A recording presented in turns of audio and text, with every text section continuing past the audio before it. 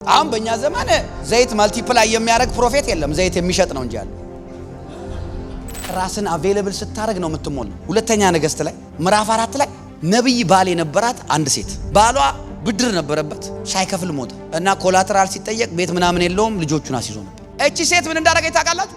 ሄደች ነብዩ ጋር ባሌ ባሪያ አለች እዳውን መክፈል ስላልቻለ ባለዳ ልጆቼን ሊወስድ ነው በቤትሽ ምን አለ አላት። በቤት ያለው ዘይት ነው አለች። ሂጂና ከሰፈር በሙሉ ባዶ ኤምቲ የሆኑ ጃሮች ተዋሽ አላት። ይሄ ቃል የሚናገረው ስለሆነች ሴትዮ የዘይት ጥያቄ ስለተመለሰላት ሳይሆን ይሄ ቃል የሚናገረው በእግዚአብሔር ቅባት ስለመሙላት።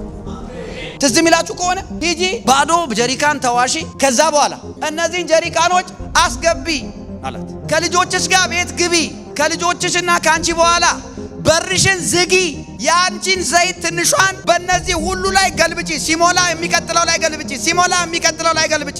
ይሄ የሚያወራው ስለ የሆኑ ጀሪካኖች በምግብ ዘይት መሞላት ሳይሆን በሚሸጥ ዘይት በእግዚአብሔር በመንፈስ ቅዱስ ቅባት ስለመሞላት ነው የሚያወራው ይሄ ቃል። በአዲስ ኪዳን ምንድነው የዚህ ኢምፕሊኬሽን እንደ ኒው ቴስትመንት?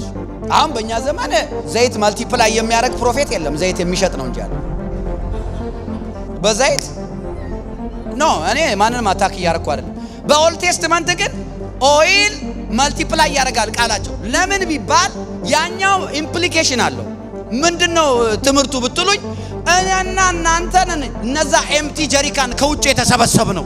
ከዛስ እዚህ አባ አም ኤምቲ ሙላኝ ስንል ቅባት ይሞላል።